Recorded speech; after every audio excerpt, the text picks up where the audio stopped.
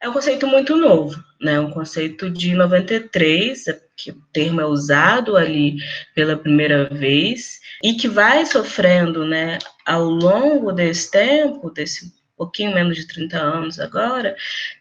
uma série de readaptações, recolocações, de mesmo deslocamentos nesse tempo. Não é à toa que a gente vê várias definições de afrofuturismo, é porque eu acho que de fato existem várias definições de afrofuturismo, muitas se conversam, e talvez a gente consiga pensar em elementos em comuns, mas muitas também apontam para lugares diferentes. Eu acho que tem uma definição muito simples, talvez, que seja uma primeira para a gente ter em mente, que o afrofuturismo fala, né, da ficção especulativa, então desse universo criativo que estaria sobre esse grande guarda-chuva, que a gente poderia chamar assim. Nesse lugar, como é menos interessante para o afrofuturismo fechar um gênero dentro desses campos ampliados, né, dessas ficções que especulam, dessas ficções que de alguma forma se afastam das narrativas realistas e naturalistas, como o guarda-chuva aqui interessa, porque em vários momentos a gente vai estar falando de subversão desses códigos. Acho que o termo ficção especulativa funciona dessa maneira ampla, dessa maneira guarda-chuva, em que você pode ter, inclusive, dependendo um pouco de entrada no que a gente chama de fantasia, um pouco de entrada no que a gente chama de terror sobrenatural. E aí a outra junção disso é com a autoria barra experiências, vivências negras nas narrativas. Quando eu falo dessa autoria no afrofuturismo e no cinema afrofuturista, eu acho que é necessário entendê-la não só como uma autoria ligada à direção, à realização, mas como uma autoria que pode estar em vários outros, né, lugares criativos que estão na criação das obras. Pensando a autoria junto com vivência e experiência como um efeito nas narrativas, como um efeito no que está sendo produzido. Assim. São tentativas também de não fechar, de dizer que, bom, o afrofuturismo precisa tratar de determinados temas, porque acho que senão a gente corre outros riscos que existem na discussão sobre cinema negro e arte negra, que é da gente limitar, mas eu acho que alguns ancoradores, como a autoria e as vivências negras, como parte do que a gente está chamando de afrofuturismo, são, de fato, necessários. Pegar esse campo da ficção especulativa e juntá-lo né, a um outro referencial de produção, assim. A gente pensa também, já de saída, numa provocação que é feita pelo Greg Tate, de que a experiência negra em si, e aí ele está falando muito da experiência negra a partir dos Estados Unidos, que a gente poderia ampliar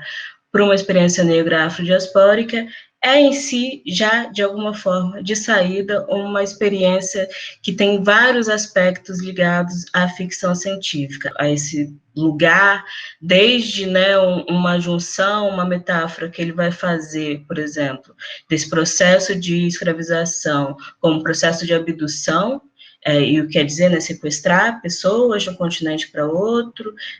fazer uma série, né, de mecanismos de tortura, violência e readaptação para levar, né, nossos seres humanos sequestrados para esse outro continente, onde nós conhecemos a cultura, onde nós podemos falar a língua, onde as pessoas são separadas, desde metáforas mais amplas de que, bom, essa experiência negra no mundo racista, essa experiência negra no mundo de antinegritude, você estar o tempo inteiro, de alguma forma, lutando contra um sistema, lutando contra uma sociedade que tenta te oprimir, e que é algo que várias das narrativas de ficção científica vão partir dessa ideia ou desses tropos para falar. Ou ainda uma certa ideia, né, de você ser uma pessoa estranha, lida como estranha, o outro, numa terra estrangeira, que também diria muito dessa experiência negra e diz mais uma vez bastante sobre esses tropos da ficção científica. Essa dupla natureza de que, bom, no mundo que é marcado pelo racismo, no mundo que é marcado pela antinegritude, essa experiência negra em si já é um desdobramento desses estranhamentos da ficção científica em vida, você tem, então, uma dupla natureza. se por um lado é simples falar, bom, são ficções especulativas feitas a partir das perspectivas negras, por outro lado tem uma dobra aí, quando a gente traz essa definição do Greg Tate, para pensar que, bom, mas essa experiência em si já é uma experiência ligada a esse movimento. Às vezes também engana bastante que, né, você tem esse futurismo no afrofuturismo e que poderia, e várias vezes dá a entender, que falar dessas narrativas de afrofuturismo seria falar de narrativas que estão falando, se referindo, projetando apenas futuros, né? Narrativas que teriam esse lugar visionário, e várias vezes são. O que é mais interessante, que a gente vai percebendo nessas definições que o afrofuturismo vai trazer, um entendimento do tempo e o entendimento dessas temporalidades de passado, presente e futuro, não tão linearizadas e separadas, mas mesmo como eu gosto muito da palavra curto-circuito entre essas temporalidades, tem uma certa ideia de circularidade, tem uma coisa que a Leda Maria Martins vai trabalhar no campo do teatro, que é a ideia de, né, um tempo espiralar, para falar de narrativas negras. A gente está falando de narrativas que muitas vezes vão investir em temporalidades não lineares. O Último Anjo da História, do Aconfrá, é esse filme, né, que fala desse anjo que vem do futuro, que chega, bom, ali no presente, que era esse, né, final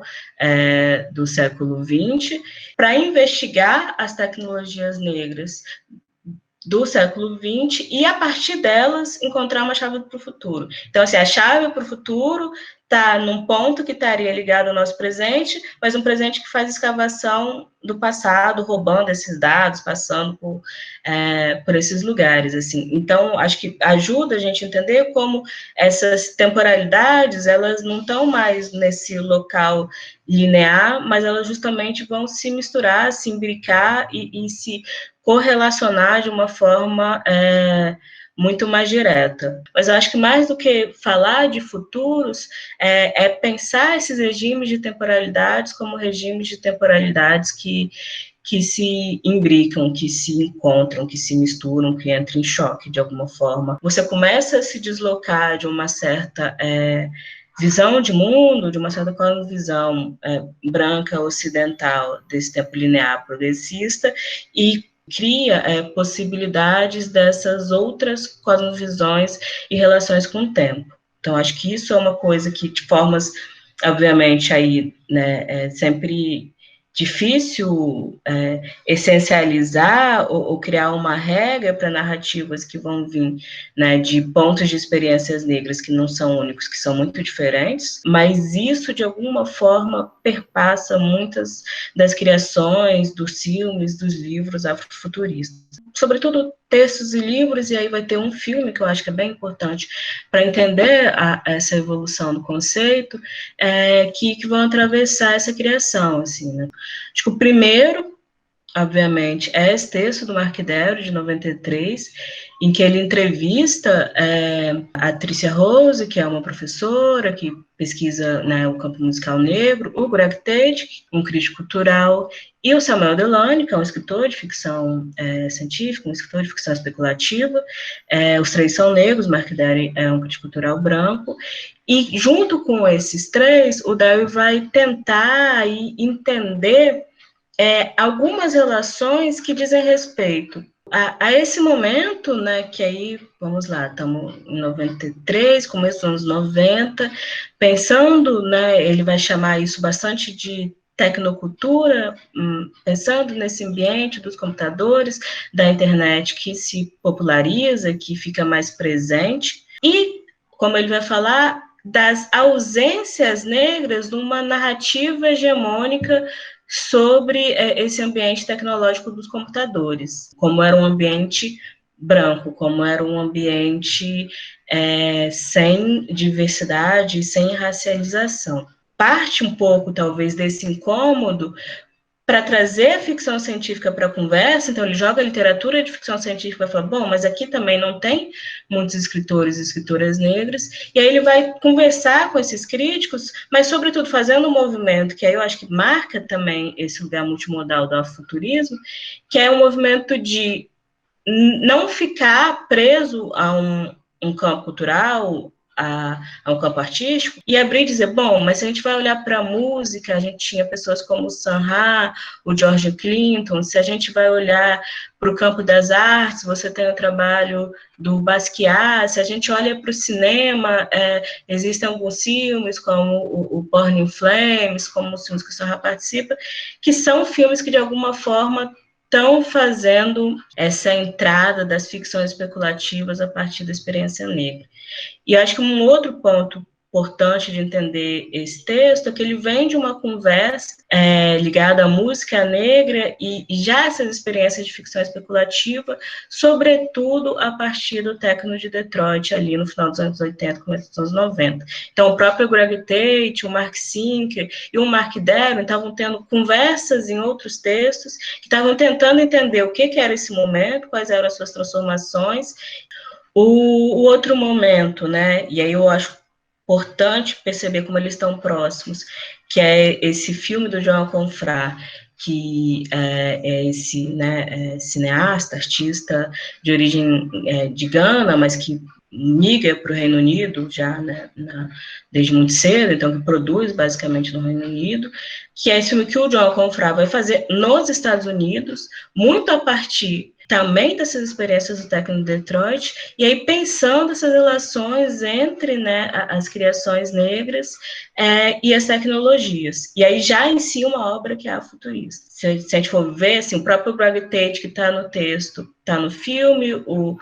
o Delany também aparece nos dois lugares. Embora o Aconfrá use poucas vezes, eu acho que ele usa 2 vezes no filme, ele fala literalmente de afrofuturismo, no meio de um monte de outras palavras, é um filme que é feito nesse entorno, nesse momento de formação. Acho que um outro marcador, esse livro do Código Exum, que seria esse outro marcador musical, que é um livro que ele escreve sobre a música negra e o que ele vai chamar de ficções sônicas, então como essa música negra que viria aí desde o Sun Ra, mas atravessando diversos momentos, muito ligada a uma música de estúdio, vai criar um outro tipo de ficção, que seriam ficções especulativas através do som, e aí como ele vai pensando isso, como o afuturismo vai ter uma relação com isso. E aí esse texto, né, esse livro, é interessante sobretudo para entender essa discussão mais geral que estava acontecendo. E aí a gente passa por alguns momentos em que a gente sai de um lugar, talvez, que vem desse campo de uma crítica cultural que está olhando para a produção e tentando entendê-la, e você começa a ter pessoas negras que vão, de alguma forma, se propor, se apropriar desse conceito, assim, que é uma coisa que eu acho que a Londra Nelson explica muito bem nesse texto. Você tem uma série de mitos criados a partir, né, desses ambientes tecnológicos, de que, ou por um lado, a internet seria esse lugar utópico, hoje, então, para pensar isso é maravilhoso, né, utópico, igualitário, em que a gente não teria mais, né,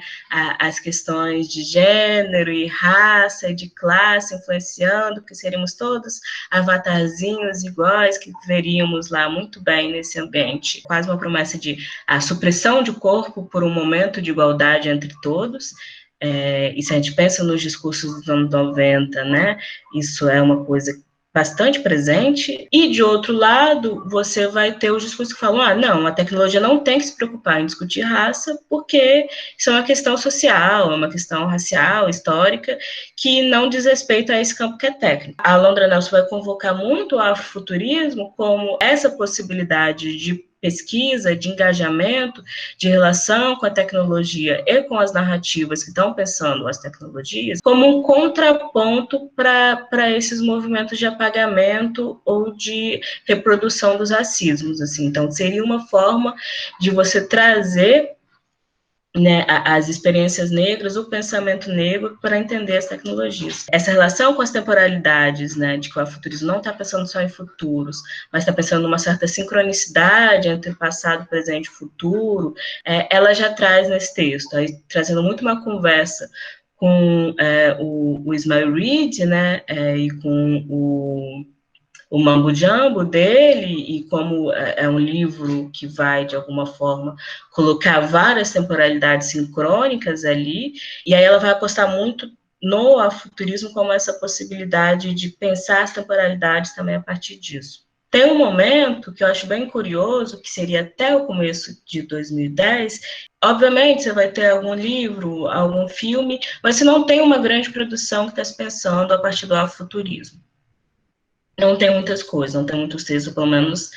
não são textos falados agora, assim, nesse tempo de pesquisa, é um período que fica um certo hiato, né? E aí você vai ter, a partir de 2010, e a gente pode colocar um marcador maior nesse livro da Itachi Womaki, de fato uma produção maior ligada a esse termo afuturismo. De fato, estamos vivendo nesses ambientes com a entrada da internet, dos celulares, dos computadores e dos diversos outros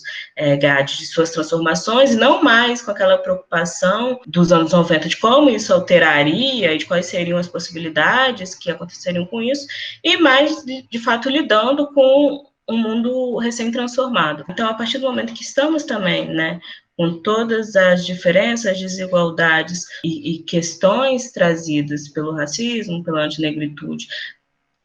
na tecnologia e fora dela, esse esforço da Itachi Womaki, né, nesse livro de 2013, é muito entender as várias ramificações e possibilidades de pensar o afrofuturismo a partir de uma lente crítica negra. E aí uma outra coisa que a gente vai ver de 2013 para cá,